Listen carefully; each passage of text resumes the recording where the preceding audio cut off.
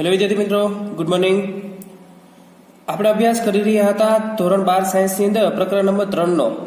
તો એની અંદર આપણે પહેલો વિદ્યુત રાસાયણિક કોષ, જેની અંદર એક્ઝામ્પલ જોયું હતું ગેલ્વેનિક કોષનું, થોડું રિવિઝન કરી લઈએ પાછળના લેક્ચરનું.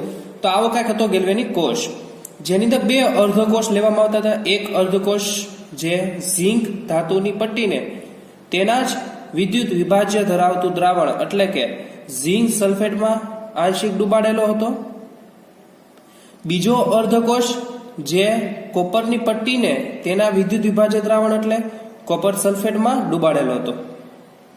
બે અર્ધકોષોમાં રાસાયણિક પ્રક્રિયા થતી હતી.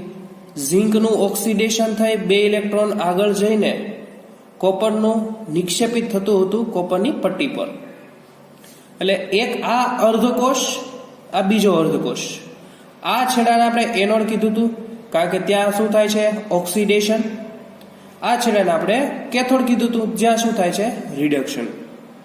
તમને ખબર છે આખા કોષ દરમિયાન તમને કેટલા વોલ્ટ ઈએમએફ મળશે? તો 1.1 વોલ્ટ.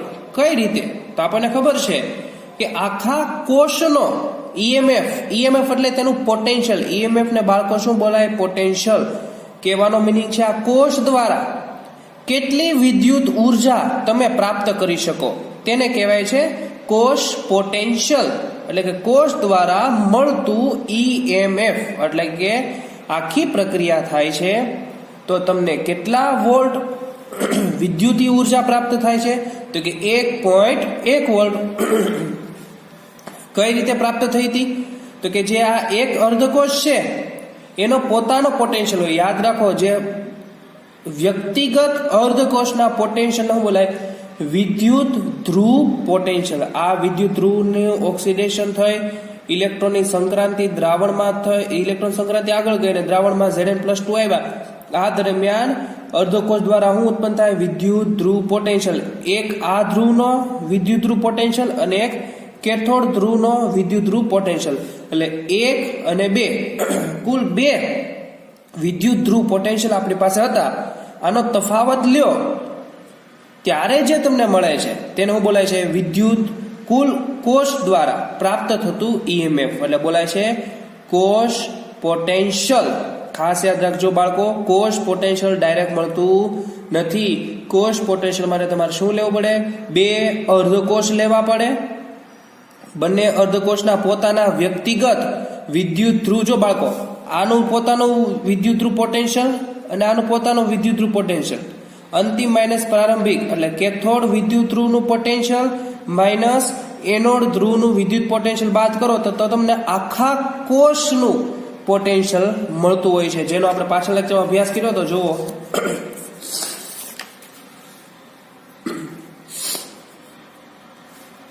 છે અહીંયા ઈ સેલ. ઈ સેલ એટલે કોષનો કુલ પોટેન્શિયલ બરાબર શું થાય? ઈ કેથોડ માઇનસ ઈ એનોડ. એટલે કે કેથોડ ઉપર જે વિદ્યુત ધ્રુવ છે એનું પોટેન્શિયલ માઇનસ એનોડ ઉપર જે વિદ્યુત ધ્રુવ છે એનું પોટેન્શિયલ. તો આપણે અહીંયા એનોડ તરીકે કોણ હતું? તો કે ઝિંક સળિયો હતો ને. તો ઝિંક ધ્રુવ દ્વારા ઉત્પન્ન થતું પોટેન્શિયલ તો કે માઇનસ 0.76 વોલ્ટ. કેથોડ ધ્રુવ પર રહેલું કોપર દ્વારા ઉત્પન્ન થતું વિદ્યુત ધ્રુવ પોટેન્શિયલ તો કે 0.34.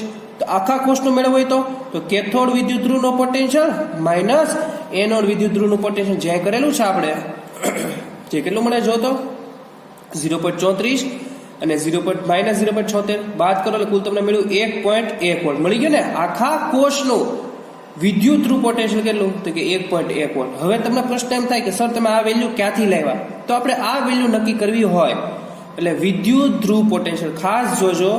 આ કોપર +2 કોપર એટલે આ પોતો આખો વિદ્યુત ધ્રુવ થયો. આ વિદ્યુત ધ્રુવનું પોટેન્શિયલ કેટલું? 0.34.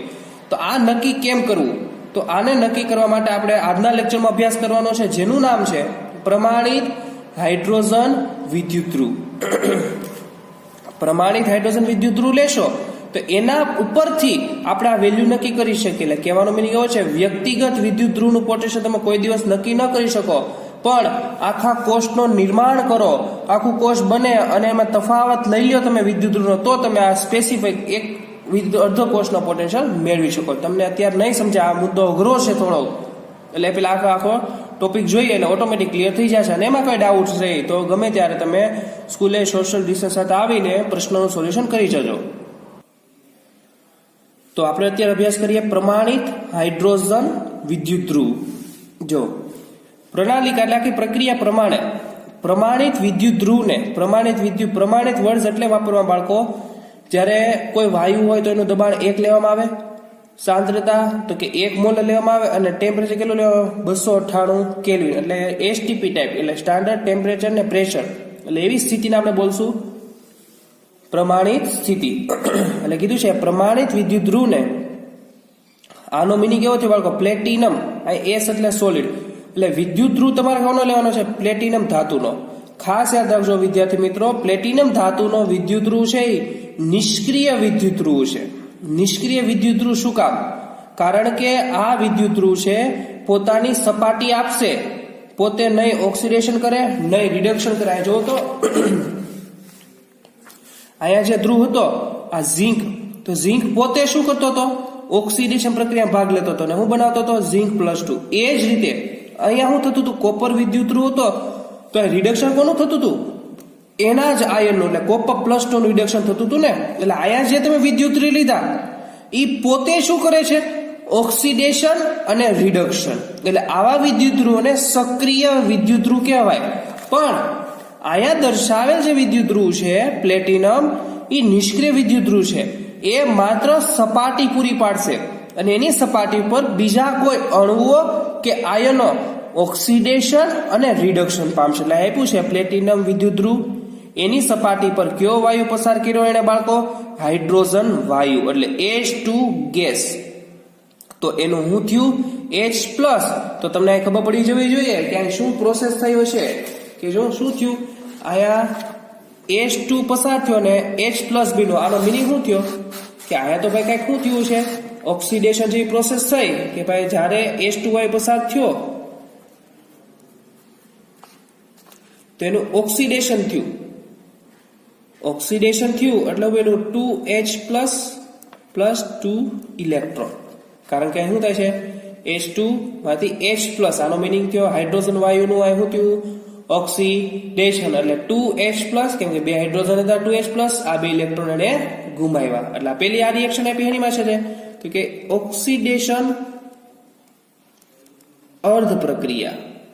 કઈ થી આ ઓક્સિડેશન અર્ધ પ્રક્રિયા. આગળ જઈએ પ્રણાલિકા હાઇડ્રોજન ધ્રુવનો પોટેન્શિયલ બધા જ તાપમાને ખાસ ટીક કરજો બાળકો આ વિદ્યુત ધ્રુવ એટલે જ ઉપયોગી છે કારણ કે હાઇડ્રોજન વિદ્યુત ધ્રુવનો પોટેન્શિયલ 0 આંકવામાં આવે. 0 શું કામ એનો હમણાં તમને સમજાવીશ. આખો વિદ્યુત ધ્રુવ સમજીએ એટલે હાઇડ્રોજનનું પોટેન્શિયલ 0 લેવામાં આવે છે.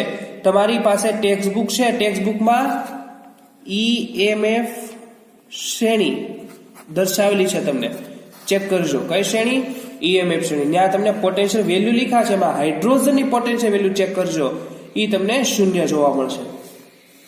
હવે અહીંયા ખાસ જોજો આ પોટેન્શિયલ પ્રક્રિયા નીચે મુજબ છે. હંમેશા યાદ રાખવાનું બાળકો કોઈની પોટેન્શિયલ વેલ્યુ હોય ને એટલે E પોટેન્શિયલ વેલ્યુ એ હંમેશા રિડક્શન પ્રક્રિયા દ્વારા નક્કી થાય. રિડક્શન પ્રક્રિયા એટલે હું એમ કહું H+ માંથી હું બન્યું H2. હંમેશા રિડક્શન પ્રોસેસ ઉપરથી જ એની પોટેન્શિયલ વેલ્યુ નક્કી થતી હોય છે. એટલે એ લખ્યું છે કે H+ 1 ઇલેક્ટ્રોન મેળવે તો મને 1/2 H2 કેવી વસા ગેસી વસા. આ દરમિયાન જે કાંઈ તમારે ઉર્જા દેવી પડે છે એ તમને દર્શાવે 0.0 વોલ્ટ. હંમેશા યાદ રાખવાનું બાળકો પોટેન્શિયલ વેલ્યુ કઈ સ્થિતિ આધીન નક્કી થાય તો રિડક્શન પ્રક્રિયા દ્વારા જ તમે એની પ્રોપર પોટેન્શિયલ વેલ્યુ ગોતી શકો છો. રિડક્શન પ્રક્રિયા નહીં કે ઓક્સિડેશન. રિડક્શન એટલે કે કેટલા ઇલેક્ટ્રોનની જરૂર છે આના પરથી તમે શું ગણી શકો પોટેન્શિયલ વેલ્યુ. સમજાય છે? હંમેશા યાદ રાખવાનું તમને જે ટેક્સ્ટ બુકમાં આપેલી છે એ રિડક્શન પોટેન્શિયલ વેલ્યુ છે. જે કોપરની એપી છે આવી એપીથી ખબર હોય તો કોપર +2 માંથી કોપર બરાબર 0.34 વોલ્ટ. આનો મિનિંગ એવો થયો કે કોપર +2 છે એને 2 ઇલેક્ટ્રોન આપ્યા તો કોપર બન્યું. આ કોપર બનવા એટલે કે 2 ઇલેક્ટ્રોન આપવા તમારે કેટલો વિદ્યુત પસાર કરવો પડે તો કે 0.34 વોલ્ટનો વિદ્યુત પસાર કરો ને ત્યારે કોપર +2 છે 2 ઇલેક્ટ્રોન મેળવશે અને કોપર બનાવશે. સમજાય છે બાળકો કે નથી સમજાતો અહીં સુધીનું? ખબર પડી ગઈ અહીં સુધીની? એટલે જે આ પોટેન્શિયલ વેલ્યુ છે હંમેશા રિડક્શન પ્રક્રિયા દ્વારા આધીન હોય છે. એટલે આ લખ્યું છે કે ભાઈ હાઇડ્રોજન પ્રમાણિત હાઇડ્રોજન વિદ્યુતરૂપ પોટેન્શિયલ શૂન્ય આપવામાં કઈ પ્રક્રિયા દ્વારા? તો કે એની રિડક્શન અર્ધ પ્રક્રિયા દ્વારા. એટલે H+ ઇલેક્ટ્રોન મેળવો. આ ઇલેક્ટ્રોન મેળવવા માટે કેટલા પોટેન્શિયલની જરૂર પડે? એટલે લખીએ છીએ કે આપણે H+ H2 બરાબર 0.0 વોલ્ટ. એ હમણાં પ્રૂફ કરું 0.0 વોલ્ટ શું કામ? કારણ કે આ કોષ એવો છે જેમાં ઓક્સિડેશન પણ હાઇડ્રોજન કરે અને રિડક્શન પણ હાઇડ્રોજન આયન કરે. એટલે એક જ તત્વના અણુ અને આયન ભાગ લે છે. એટલે એક અણુ હાઇડ્રોજનનો અણુ ઓક્સિડેશનમાં ભાગ લે છે તો હાઇડ્રોજન આયન છે એ રિડક્શનમાં ભાગ લે છે. એટલે કહેવાનો મિનિંગ છે તો કોણ? હાઇડ્રોજન. એટલે એક હાઇડ્રોજન ઓક્સિડેશન કરે તો એક હાઇડ્રોજનનો આયન રિડક્શન કરે. એટલે જેટલી પ્લસ વેલ્યુ એટલી માઇનસ વેલ્યુ. એટલે કોષનો તફાવત તમને કેવો મળે બાળકો? 0 મળે. જો અહીંયા હાઇડ્રોજન વિદ્યુતધ્રુવની રચના હવે જોવાની છે બાળકો. આકૃતિ પ્રમાણે હાઇડ્રોજન વિદ્યુત ધ્રુવ હોય છે. જેવું તમને આકૃતિ દેખાડું છું.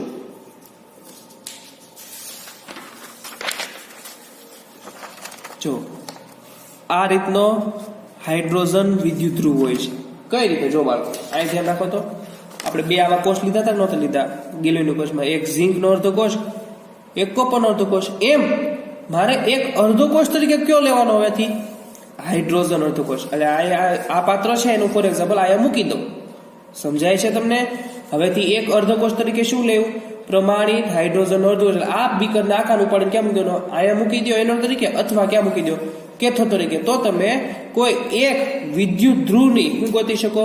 એની કોષ પોટેન્શિયલ, એની પોટેન્શિયલ વેલ્યુ મેળવી શકો છો. આ ધ્યાન રાખો. આખો ઈઝી છે ટોપિક. આખો સમજાશે તો ખબર પડશે આખા ટોપિકમાં થાય છે શું. જો શું કરે છે તો આ દ્રાવણની અંદર 1 મોલર એસિડમય દ્રાવણ ભરેલું છે. કેટલું મોલર છે? 1 મોલર. એસિડમય દ્રાવણ એટલે અંદર કોણ હાજર હશે? H+. એટલે દ્રાવણની અંદર શું હાજર હશે? H+ હાજર હશે. આ વિદ્યુત તાર છે. જ્યાં હતો દેખાય છે જોઈએ આ વિદ્યુત તાર. આ વિદ્યુત તાર આગળ જતો હતો એટલે અર્ધો કોષ લીધો એટલે આવું છે એનો વિદ્યુતીય તાર. એ વિદ્યુતીય તારને કોના વડે જડિત કરેલો છે? અહીં જો બ્લોક છે. આ બ્લોક છે એનો છે તે પ્લેટિનમના પતરા પર, આગળ પ્લેટિનમનો પતરા પર સૂક્ષ્મ રીતે વિભાજિત પ્લેટિનમ એટલે પાતળું વરખ કોનું? પ્લેટિનમ ચડાવે છે, જાય છે. એના પર એક બાર દબાણ ધરાવતો હાઇડ્રોજન વાયુને પસાર કરે. અહીંથી હાઇડ્રોજન વાયુ પસાર થશે. હાઇડ્રોજન વાયુ પસાર થશે એટલે અહીં આગળ આવશે. એટલે શું થશે તો હાઇડ્રોજન વાયુ આવ્યો. આ હાઇડ્રોજન વાયુ બરાબર છે ગેસીસ અવસ્થા ધરાવે છે. ઈ ઓક્સિડેશન પ્રક્રિયા કરશે એટલે 2H+ + 2 ઇલેક્ટ્રોન. એટલે શું કર્યું બાળકો? અહીંયા ઓક્સિડેશન. એટલે હવે શું થયું બાળકો? 2 ઇલેક્ટ્રોન આવ્યા. એ દ્રાવણમાં આવશે અહીંયા. એટલે દ્રાવણમાં કોણ હાજર છે બાળકો? આ દ્રાવણની અંદર કોણ હાજર છે? અહીંયા H+ હશે, અહીંયા H+ હશે. આ બધે શું છે? H+. કારણ કે દ્રાવણ કેવું છે? એસિડમય. તો અહીંયા 2 ઇલેક્ટ્રોન મેળવશે કોણ? દ્રાવણમાં રહેલો હાઇડ્રોક્સાઇડ આયન, હાઇડ્રોજન આયન દ્રાવણની અંદર જાય. H+ જો આ નહીં, આ તો શું થાય? ઓક્સિડેશન પામી. ઓક્સિડેશન પામીને એડ શું થઈ જાય? 2H+ દ્રાવણમાં પડશે. બરોબર છે. પણ દ્રાવણમાં ઓલરેડી હાજર કોણ છે? H+ આયન હાજર છે. જો આ બધા H+ આયન, H+ આયન આ મળેલા 2 ઇલેક્ટ્રોન શું કરશે? રિડક્શન કરશે અને શું બનશે? H2 gases. એટલે પાછું હાઇડ્રોજન ગેસ હવે શું થાય? દૂર. જો આ ગેસના પરપોટા હેના છે, આ હાઇડ્રોજન વાયુના પરપોટા છે. એટલે આ પ્રક્રિયા શું થઈ? રિડક્શન. તો તમે જોઈ શકો છો અહીંયા ઓક્સિડેશનમાં સ્પીસીસ ભાગ કોની લે? તો કે હાઇડ્રોજનની. રિડક્શનમાં કોણ ભાગ લે? તો કે હાઇડ્રોજનની. એટલે એકબીજાના તફાવત લેવા જાઓ એટલે આનો કોષ પોટેન્શિયલ માઇનસ આનો, સોરી કોષ પોટેન્શિયલ નહીં, આ રિડક્શન વાળાનો પોટેન્શિયલ ને ઓક્સિડેશન પોટેન્શિયલ બંને તફાવત કેવો થઈ જાય? 0 એટલે કહેવાનો મિનિંગ એવો છે આ એવો અર્ધકોષ છે જેમાં ઓક્સિડેશન પણ થાય છે અને રિડક્શન પણ થાય છે. આ બંને થાય છે આ એક જ કોષની અંદર. જ્યારે આ કોષ જો તો આ અર્ધકોષમાં માત્ર શું થતું હતું? ઓક્સિડેશન, રિડક્શન થતું હતું નહીં. એ જ રીતે અહીંયા શું થતું હતું? માત્ર રિડક્શન, ઓક્સિડેશન અહીંયા થતું હતું નહીં. આ એક માત્ર એવો કોષ છે જેમાં ઓક્સિડેશન પણ થયું અને રિડક્શન પણ થયું. એટલે એનો પોટેન્શિયલ વેલ્યુ બાળકો કેટલો હોય છે? 0.0 વોલ્ટ. સમજાય છે? બહુ ઈઝી કોષ છે. એટલે તમે હવે આ અર્ધ કોષને આ બે એક જગ્યાએ મૂકી દો તો ખબર છે આ સાઈડનો કોષ પોટેન્શિયલ તો કે 0. તફાવત આનો મળશે અને મને ખબર પડી જાય આ પોટેન્શિયલ કોનો હશે, આના કારણે ઉદ્ભવતો પોટેન્શિયલ હશે. સમજાય છે આખી વસ્તુ? હમણાં સમજાવો આખી વસ્તુ. જો આગળ જઈએ, આ કીધું છે આકૃતિ દર્શાવ્યા પ્રમાણે હાઇડ્રોજન વિદ્યુત ધ્રુવ હોય છે. પ્રમાણિત હાઇડ્રોજન ધ્રુવ તે પ્લેટિનમ બ્લેકનું, એટલે જે પ્લેટિનમ પતરું હોય ને આછું વરખ ચડાવેલ પ્લેટિનમ બ્લેક નું પડ ચડાવેલ પ્લેટિનમ વિદ્યુત ધ્રુવ છે. આ પ્લેટિનમના પતરાને પારામાં ડુબાડી તેમાં કોપરના તાર વાયર સાથે બાહ્ય પથ દ્વારા જોડવામાં આવે છે. જે મેં તમને સમજાવ્યું, પ્લેટિનમ વિદ્યુત ધ્રુવની એસિડ દ્રાવણમાં ડુબાડવામાં આવે છે, જે H+1 મોલર હતું તે, અને શુદ્ધ હાઇડ્રોજન વાયુ 298 કેલ્વિન તાપમાને 1 બારે પસાર કરવામાં આવે છે. જે આપણે વાત કરી તે છે. જો 1 બાર ધરાવતું 298 કેલ્વિન તાપમાને હાઇડ્રોજન વાયુને આ નળીમાં પસાર કરવામાં આવે છે. એટલે ત્યાં શું થશે? હાઇડ્રોજનનું ઓક્સિડેશન થશે અને દ્રાવણમાં રહેલા એસિડમય દ્રાવણની અંદર રહેલા H+ તે 2 ઇલેક્ટ્રોન મેળવીને રિડક્શન કરશે અને આ હાઇડ્રોજન પરપોટા સ્વરૂપે દૂર થશે. એટલે આ એક કોષ એવો છે જેમાં ઓક્સિડેશન ઉપરાંત રિડક્શન બંને હારે થયું, એટલે એનો પોટેન્શિયલ કેટલો લેવામાં આવે? 0 લેવામાં આવે છે. જો કીધું છે હાઇડ્રોજન રિડક્શન પામેલા અને ઓક્સિડેશન પામેલા તેના બંને સ્વરૂપની સાંદ્રતા કેવી જળવાય છે? કારણ કે દબાણ કેટલું છે? 1 મોલર. આનું કેટલું? 1 બાર. અહીંથી જે વાયુ દૂર થાય એનું દબાણ 1 બાર હશે. આ જે H+ આયન બને અને દ્રાવણમાં આવે છે એની સાંદ્રતા પણ કેટલી છે? 1 મોલર. એટલે જો મેં કીધું શું થયું, એને 1 હાઇડ્રોજન લીધા, મેં 2 હાઇડ્રોજન સમજાવ્યું. એટલે શું થયું? 1/2 H+ ઇલેક્ટ્રોન ઓક્સિડેશન, દ્રાવણમાં રહેલા H+ એ રિડક્શન કર્યું, હું બન્યું 1/2 આ સૂચવે છે કે એક હાઇડ્રોજન વાયુનું પેલું, એટલે કે સૂચવે શું છે? પેલું કે હાઇડ્રોજન વાયુનું દબાણ 1 બાર રહે છે. બીજું, દ્રાવણમાં રહેલા હાઇડ્રોજન આયન એટલે બાળકો H+ એની સાંદ્રતા કેટલી રહે છે? તો કે 1 મોલર. આનો ઉપયોગ ક્યાં? તો ભાઈ પ્રમાણિત હાઇડ્રોજન વિદ્યુત ધ્રુવને તમે સંદર્ભ તરીકે લઈ, સંદર્ભ એટલે હું એમ કહું બાળકો, મારે આ કોષનો પોટેન્શિયલ જોઈએ, આ કોષનો શું જોઈએ છે? વિદ્યુત ધ્રુવ પોટેન્શિયલ. તો અહીંયા હું કોણ લઈ લઈ? હાઇડ્રોજન વિદ્યુત ધ્રુવ પોટેન્શિયલ લઈ લઉં તો હું તફાવત મેળવું કેથોડ માઇનસ એનોડ. તો આનો પોટેન્શિયલ તો બાળકો કેટલો હશે? 0. શું કામ? મેં કયો પોટેન્શિયલ લીધો છે? હાઇડ્રોજન. એટલે જો હું આ છેડે હું કહું, બહુ સરળ છે, તો આવી રીતના જોડીએ આપણે. આ અર્ધકોષ એક છે અને આ બીજો અર્ધકોષ જોડી દઈ. આખી વસ્તુ સમજાવું, 2 મિનિટ સમજો.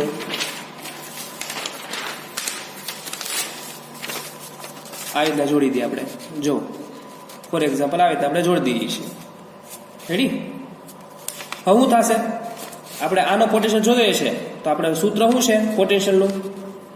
E સેલ બરાબર શું છે? E cathode minus E anode. તો કેથોડ ઉપર તો કોણ છે? કોપર. તો કોપરનો પોટેન્શિયલ મૂકશું અહીં જે હોય, અને અહીં શું છે? 0.0 વોલ્ટ. એટલે તમને જવાબ જે કઈ મળશે અહીં ગેલોમીટરમાં દેખાડો, એ પ્રવાહ કેટલો વહ્યો હોય અહીં દેખાડે. એટલે તમને અહીં દેખાડશે કે 0. એટલે E સેલ બરાબર દેખાડે 0.34 વોલ્ટ. એટલે સમજી જવાનું કે આનો 0 હોય, કુલ દેખાડો કેટલો હતો કે 0.34 વોલ્ટ. તો એને મને સમજી જવાનું કોનો હશે? કેથોડ. કારણ કે એનોડ ઉપર છે તો કોણ લીધો આપણે? હાઇડ્રોજન ધ્રુવ લીધો. એનો પોટેન્શિયલ તો કેટલો હોય? 0. કુલ પોટેન્શિયલ કેટલો મળ્યો? 0.34. એનો મિનિંગ શું થયો કે કોનો પોટેન્શિયલ છે? કોપરનો. એટલે તમને એક વ્યક્તિગત અર્ધકોષનો પોટેન્શિયલ મળે. કોની મદદથી? પ્રમાણિત હાઇડ્રોજન વિદ્યુત ધ્રુવના કોષ ઉપરથી. એટલે લખ્યું છે એને કે પ્રમાણિત હાઇડ્રોજન વિદ્યુત ધ્રુવ સંદર્ભ તરીકે લઈ કોઈ પણ અર્ધકોષનો શું ગોતી શકાય છે? પોટેન્શિયલ મેળવી શકાય છે. એને ઉદાહરણ લીધું છે 298 કેલ્વિન તાપમાને પ્રમાણિત હાઇડ્રોજન ધ્રુવની સાથે અન્ય કોઈ અર્ધકોષને વિદ્યુત રાસાયણિક ગેલ્વેનિક કોષની રચના કરવામાં આવે. એટલે આવી રચના, જો આવી રચના હાઇડ્રોજન ધ્રુવ અહીંયા લઉં તો અહીંયા જે મીટરમાં દેખાડશે કોનો પોટેન્શિયલ હશે? તો કે અહીંયા કેથોડ હશે એનો. કેમ? કે અહીં જે પોટેન્શિયલ મળે છે તમને, એ કોનો તફાવત છે? કેથોડ માઇનસ એનોડનો. તો એનોડનો પોટેન્શિયલ તો બાળકો 0 છે. તો જે જવાબ મળ્યો તમને કુલ, એ કોનો હશે? આ છેડાનો હશે. સમજાય છે? એટલે તમે હાઇડ્રોજન વિદ્યુતની મદદથી આ કોષનો પોટેન્શિયલ ગોઈતો. એટલે આવી ગેલ્વેનિક કોષ જેવી રચના કરવાની, જેમાં એક હાઇડ્રોજન કોષને એનોડ તરીકે લ્યો અને બીજો વ્યક્તિગત લઈ લ્યો. તો અહીંયા જે લીધો છે એનો તમે શું ગોતી શકો? વિદ્યુત ધ્રુવ પોટેન્શિયલ. મળતો કોષ પોટેન્શિયલ તે શું છે? અન્ય વિદ્યુત ધ્રુવ અન્ય અર્ધ કોષનો શું છે? પોટેન્શિયલ હશે. તો આપણે આજના લેક્ચરમાં અહીં સુધી રાખીએ અને કાલે આનું ઉદાહરણ લેશું, જેથી હું તમને સમજાવ્યું કે ભાઈ આપણે કોપરનો અર્ધકોષ પોટેન્શિયલ પ્રૂફ કરવો છે 0.34 વોલ્ટ. કઈ રીતે આવશે એ કોની મદદથી ગોતશું? આપણે હાઇડ્રોજન પ્રમાણિત વિદ્યુત ધ્રુવની મદદથી કરશું. એટલે એક છેડે આપણે હાઇડ્રોજન પ્રમાણિત કોષ લેશું અહીંયા, અને અહીં લેશું કોપરનો અર્ધકોષ. એને જોડાણ કરશું અને જોશું ગેલ્વેનોમીટરમાં કેટલો પ્રવાહ દેખાડે છે. એ જે પ્રવાહ દેખાડે છે કોનો હશે? કોપરનો. સમજાય ગયું વિદ્યાર્થી મિત્રો? તો આના પછીના લેક્ચરમાં આપણે આનો અભ્યાસ કરશું.